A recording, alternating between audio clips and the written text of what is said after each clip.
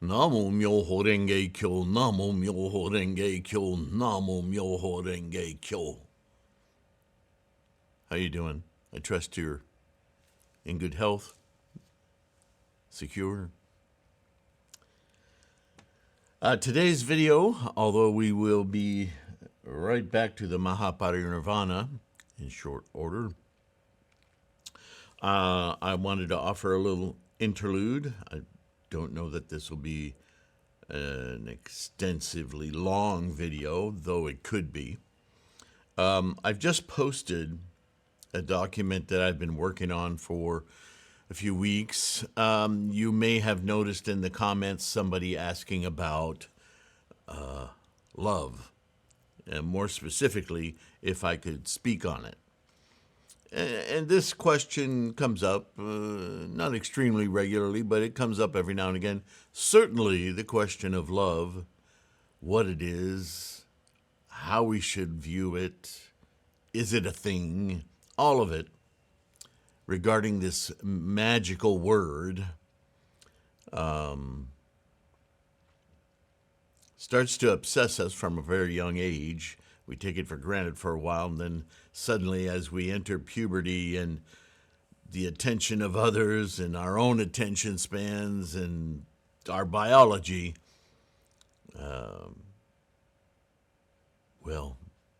it's used so, what's the word, ubiquitously, that the meaning seems almost irrelevant.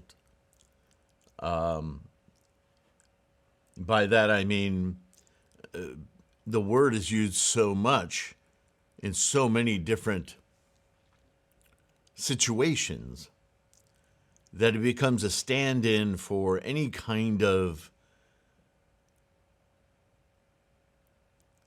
relation to other, rife with expectation and dedication. Whether more one than the other, again. So I thought, well, I really need to meditate on this and give it a serious go. And I'm still looking at the document thinking, should I have done this? Should I have said this way? Should I have blah, blah, blah, blah, blah, right? The old self-doubt stuff. So, as you probably know by now, and if you don't, please avail yourself to the wealth of documents and indictable graphs and essays and research material that I've posted on threefoldlotus.com on the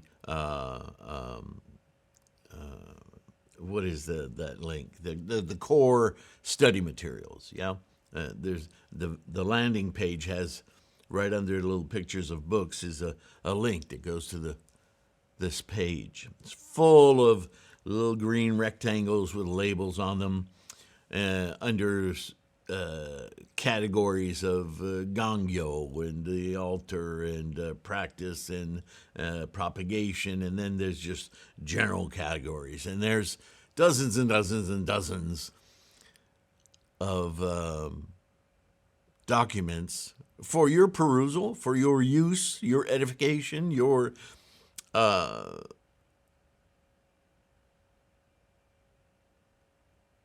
your own research, but also as tools to use in get-togethers with others where perhaps you have this topic that you want to explore after you watch a video and you chant together, or you just chant together and study together and you pull this document up. And as usual, I'm always trying to synopsize without castrating the information I'm putting up. So let's just get into it. I felt the need to, when we use words, as I was just describing, we assign certain spheres of meaning or exact meaning or, you know, these labels stand in for experience. And the words are to convey these experiences to others. Sometimes they're very good at doing that. Sometimes they're not so good. Love is one of those very specific and yet very general words. And therein lies confusion, yes? So I define 6 different types of love or labels of love that we might have encountered in our lifetimes. And I will concede right now that the first 5 are really kind of just different ways of looking at the same thing. The one most of us will probably be, and it's the last on the list, fascinated with is romantic love.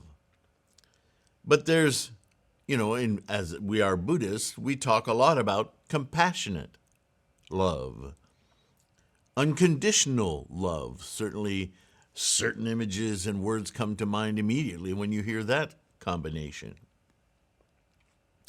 What about self-love? Is that taboo? Is that unallowed? Sought out? You see, these are very charismatic words. And they launch certain ideas, ideologies, belief systems, right? They're very charged words. And then something maybe more in the vernacular that we're accustomed to in these discussions, impermanence of love. Interconnected love. What does that mean? Is that a more societal thing? What do we mean? What do we mean when we say interconnected love? And finally, romantic love. So I took these labels, and I'm certain many of you are writing down 10 more. But hopefully I covered the subject well enough with these 6. As I said, I already find the first 5 in a way redundant, but I took the opportunity to kind of explore what love is, what it means to us, how we can use it, how it tricks us. I didn't really want to spend a lot of time on the negative, what it isn't, how it tricks us, so on and so forth. I think that'll come through, just explaining what it ought be by the labels given, yeah? All right, so the first one is compassionate love. What I wrote down here, and I'll just read right from my document, which again is posted under the label love on the core study materials page. The personage of Bodhisattva Avalokitesvara, remember him, comes to mind. But how do you and I experience this highly celebrated and mythologized compassionate love? In our default illusional mind and consciousnesses of samsara, all love is conditional. Do you understand? I love him, but he can be a dick. I love her, but she's a butterfly.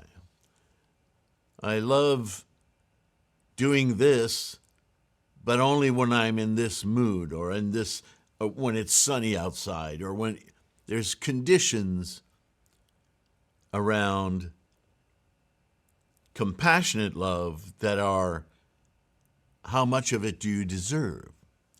Are you dedicated enough for me to feel empathy and invest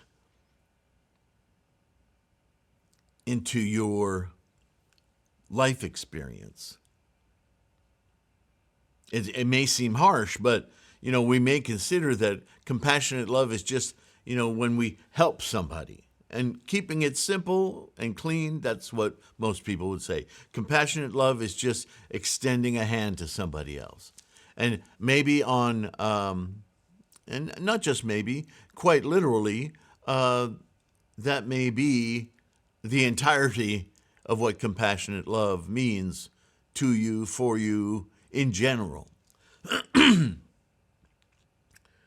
But as Buddhists, and as a topic that I was asked about to investigate, I think it's worth looking at the deeper implications and usage of compassion and love, or just compassion. And so in a way, I'm saying compassion is a flavor of love, or an application of love. And once again, love is a big word, so this would not necessarily a subset, but an identified experience which is of love. Because if you're not loving, then your compassion starts to be more of a manipulation, right? Only with love, the implied guts, the viscera of love, is the compassionate act truly compassionate. The caring of do you help somebody just because they're in your way? Or do you go out of your way to help somebody? You see the colorations here? And this is compassion.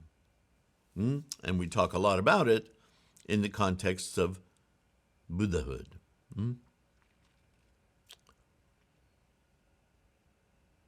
Compassion is also conditioned in this way. Our perceived relationships with others, daughter, mother, friend, stranger, superior, inferior, competitor or mirror, admirer, and so on, all feed and distinguish our level of compassion and love for others. The person who walks in Buddhahood, which is our goal here as Lotus Bodhisattva, the Bodhisattva way, has none of this. No conditions, no differentiation.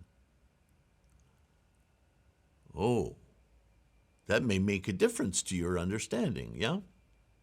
The difference between, in the Lotus Sutra, for instance, when Shakyamuni speaks to all of those who followed the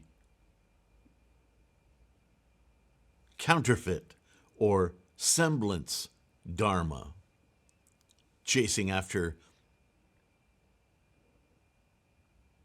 a nirvana that was incomplete. Their compassion based on relinquishing attachment and selfhood.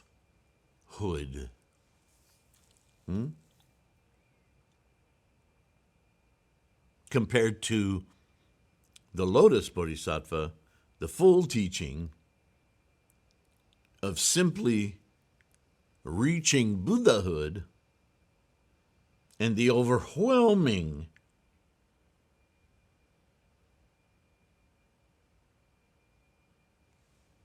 need, desire, mission, action of being to enable all other sentient minds to do the same, to attain Buddhahood. Forget everything in between. Forget being a Shravaka or Pratyeka Buddha or Arhat, all of those labels. Forget it. Just be enlightened. Fully experience Buddha. The Tathagata opportunity and potential in every moment to moment to moment to moment to moment, as experienced through your ninth consciousness, your Buddhahood.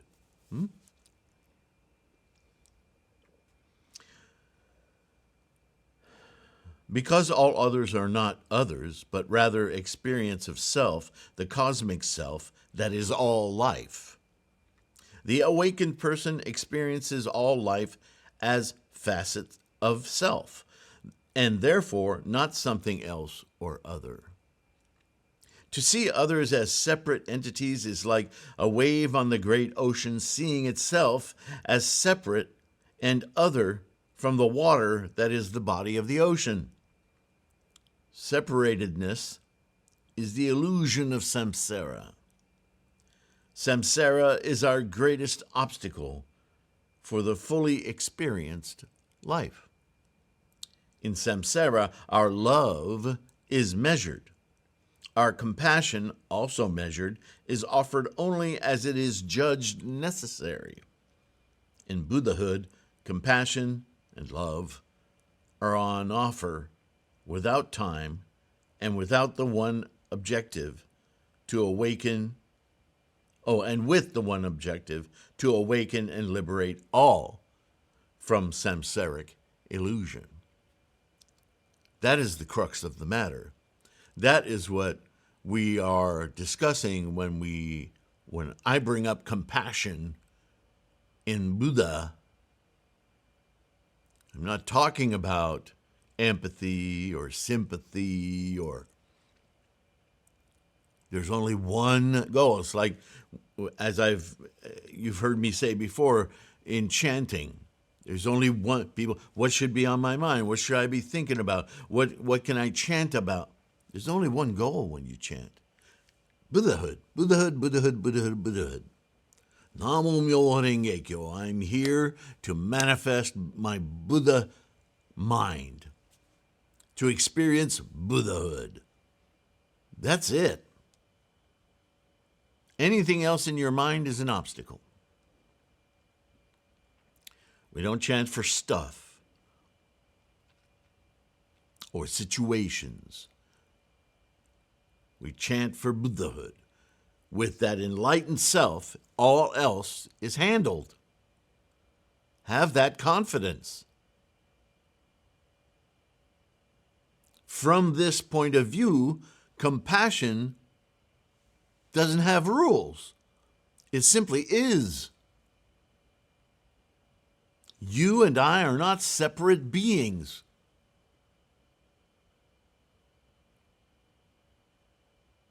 We're simply focused expressions of the same engine of life.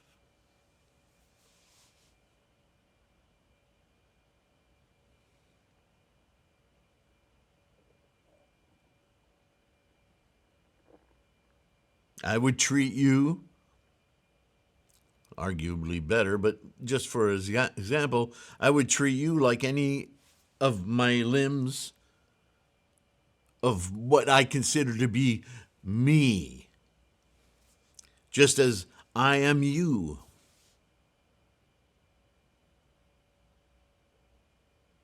I am you and you are me and we are all together.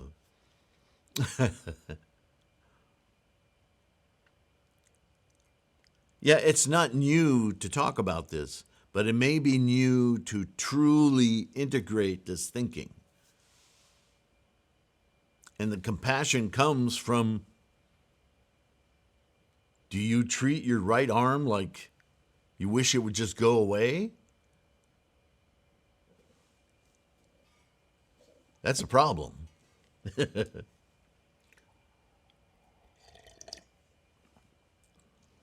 Why would you treat your right arm differently than you treat your left foot? I mean, from a standpoint of belonging to your continued success as an expression of the engine of life. Somebody asks your name, do you say, well, I'm Bob, but this is John over here, and Edna we don't talk to anymore. Somebody's going to lock you up. Right? Think of that, though. Think of how much we are programmed to forget that. That as we walk through the mall of life, all those we encounter are just different facets of ourselves. And we theirs.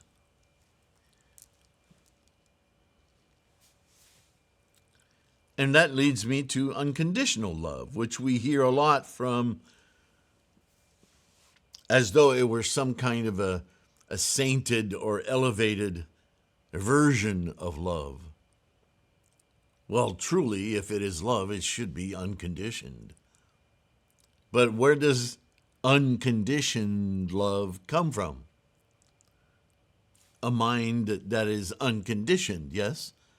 So, for an ignorant person who doesn't know about the ninth consciousness and how to tap into it and put it in control, to put it in the all experience of being, Buddhahood, how can you possibly be unconditioned? There's a lot of, we could get into that for hours and hours, right? What are we really saying about, are we giving up of ourselves in order to help others? That's not right. That's not unconditioned. The conditioned is that you're less valued. I saw a lot of that when I was growing up in the Catholic Church. This constant tendency to immolation. Everybody wants to emulate the guy hanging on the cross. Oh my goodness, what a terrible example of life. Right? The definition offered by Shakyamuni Buddha to consider all sentient beings as though they were our only child, that comes to mind. Oh. Unconditioned now meaning something different. Unconditioned is unattached, undefiled. Right? Having detached, nirvana, let go of samsara. Now you're unconditioned because samsara is all the conditions, which were part of the birthing process is samsara. It's in the nidana. Yeah? True unconditioned love is a facet of true compassionate love as described earlier. It's just another way of talking about the same mental condition, mental awareness, mental awakenedness. No separation. Are you not breathing the same air as I am? See, we forget. We go, yeah, but I have a body. That's distinct. Really? Every atom, particle, and molecule in you comes from and came from and will come from stars. The oxygen that you breathe in and out, we share with the entire atmosphere, which is also part of the same universe, made largely of the stuff of stars.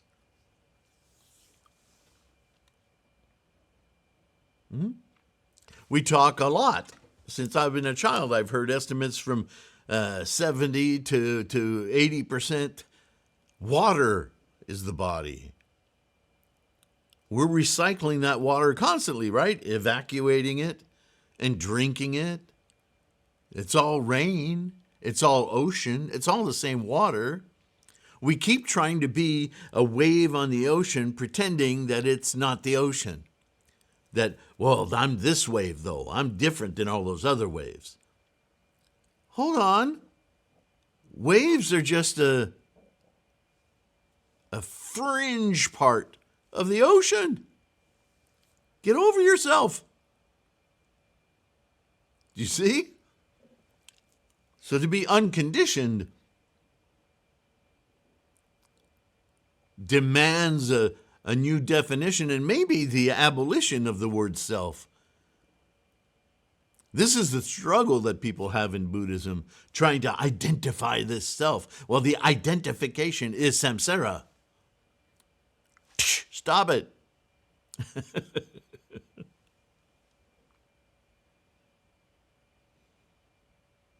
To borrow some words from Alan Watts, you may know of him, the man who walks alone and awakened is not alone at all. Alone is a condition we put on ourselves. Poor little wave, all alone. Do you see? The awakened mind knows that all beings are themselves the expression of human potential, just as he is or she is. All others are actually manifestations of the same human and experience of consciousness that all beings, as you yourself, like endless facets of the mirrors of self. Realizing this, all love is self-love. And we're going to get that in a minute. But this self, quote unquote, is all of life, unseparated, complete, connected. When all life is you and you are all life, what conditions can there be? Buddhahood is unconditional and singular, focused on the movement toward enlightenment for all. That's unconditional. Not the meaning or definition you're probably accustomed to, yeah? How are we doing time-wise? Well, self-love, impermanence of love, interconnected love, and romantic love. We may have to do this in 2 videos. I'm going to do, we're going to talk about self-love for a few minutes. And then we're going to have a part 2. There's a lot of information here that I don't want to deliver all in one shot so that we have a tendency to skim over it.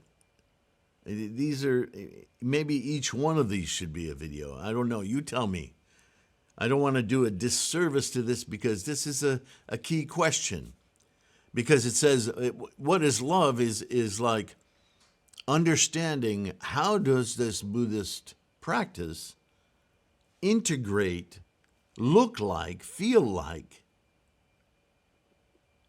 in daily life. My samsaric doldrums while I'm slowly building my adamantine Buddha-ness. How do I slog through day to day knowing that I'm getting to a brilliant goal with my Buddhist practice? Right? When somebody asks me a question like this, that's what I'm hearing. Everybody struggles with love. Everybody. At 10 years of age, at 15 years of age, at 50 years of age, we all struggle with love. We all struggle. Why can I say that? Because we all struggle with loneliness. Trying to fill those holes in ourselves. And I'm telling you, those holes are illusions. And maybe we need to rewrite our script and see those holes as connecting wormholes to all of humans and sentient minds, instead of abysses, right? So I'll talk about self-love here, and I'll leave the second half in another video, which you can watch right away if you want, but I just want to put a little breather moment in there, okay? The incessant stumbling block of all Buddhist students prior to the Lotus Sutra. Self, the idea we seize upon to identify our differences from, well, from everything and anyone else. This primary assumption leads down the samsaric road of possessions, ownership, separation, and identification. I've talked about this ad nauseum, yeah? This self, this definition of self, the self of identification, this collection of component parts and missing or lacking completion becomes more and more of the obsession of samsara and the craving for completeness we seek from, through others. If I only had that person in my life. Right? You hear all, you complete me. Right? Sounds like a very romantic, loving term. But what it identifies is what you don't see in yourself, which is a problem because it's all there. You are a complete being. Not least of which because you are the instantiation of the cosmos. Remember? Every atom in you.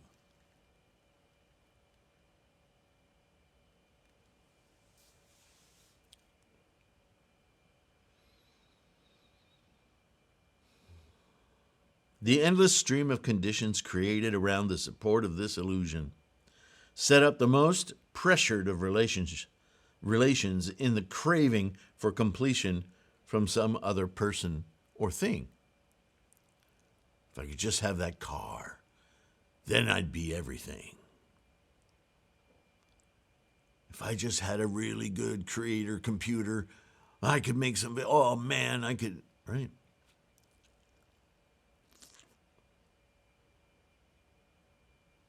Romantic love is the experience of this illusion and sets us on the path of suffering deeply as this illusion and its cravings are exploded one by one to the point of profound misery. Right? Because this expectation that we have, she'll solve every problem. He'll complete me and life will be grand. And slowly, over time, those illusions that we keep feeding to one another in the hopes that they'll somehow gel become short of the mark. Disappointments, longings, mistakes, right? The arc of a relationship. We do it to ourselves.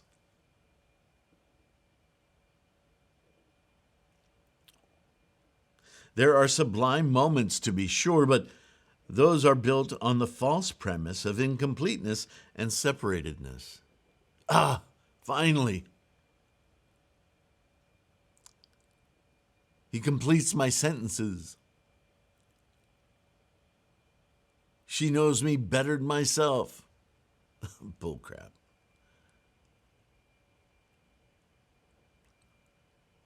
To self-love, then, would be a futile endeavor as one is incomplete and in great need of repair.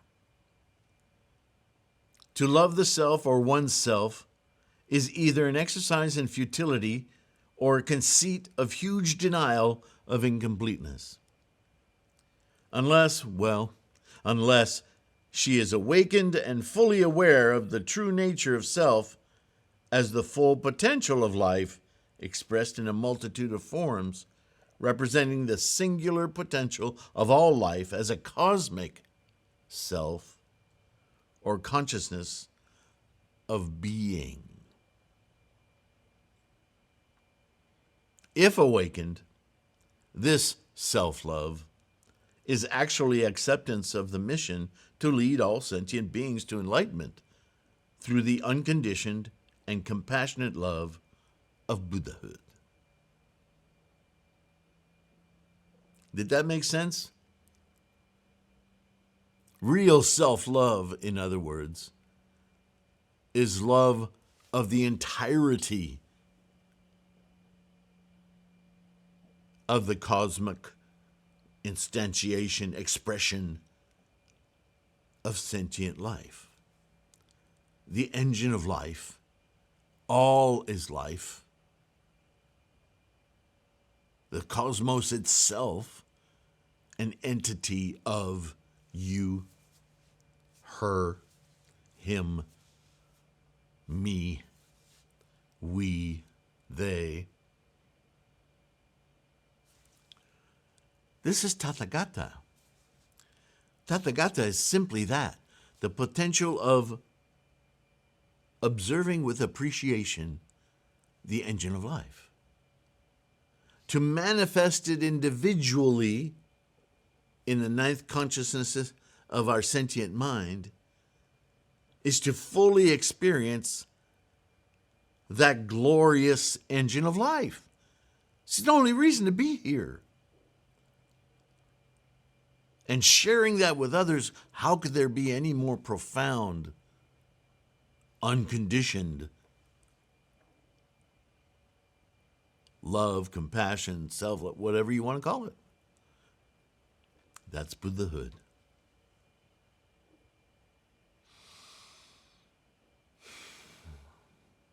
I will leave you with that. And in the next one, we'll cover that was the first three. The second three, 4, 5, and 6, will be impermanence, interconnected, and finally romantic. Love.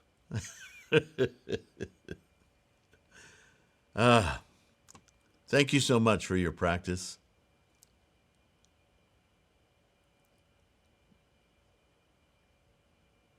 I really love making these opportunities to speak to you and hear from you in the comments, whether I said something so word salady that it needs clarification. Please let me know. But I'm so proud of you, all of you. This practice demands a lot of introspection, right? But that introspection is great because it removes doubt. It makes you feel stronger. No, I know this because, I don't know, I read this thing and my teacher, my sifu, my guide, he gave me these tools. I can share them with you. Come on over. Have you ever heard of Namo Myoho Renge Kyo? Say it. Yeah. Whenever you have, a free hour or so, come on over, we'll have some lemonade. And we'll talk about this stuff because it's really amazing. How many times have you and I argued about love and what it is and who's stuck on what and blah, blah, blah. I'd like to share some of this with you, see what your thoughts are. And in this way, we encourage others to get on this path of self-enlightenment. Thank you. You're all bodhisattvas. And those of you, links are in the description as always, those of you who support this endeavor on Patreon, through PayPal, through the purchase of books from the bookstore, whether they're ebooks or print books. Namo Myoho Renge Kyo. I'm so indebted to your assistance in propagating this teaching. And make no mistake, this is a propagational act. You are a bodhisattva. And so your support is deeply appreciated as that. Yes? Take care of yourself, your health. Keep your practice strong. Savor it. Take your time. It's a lot of work, but the rewards are truly magnificent. So, in any way I can convince you or build your confidence. Use these resources. And with that, I'll say thank you, and I'll see you in the next one. All right? Bye for now.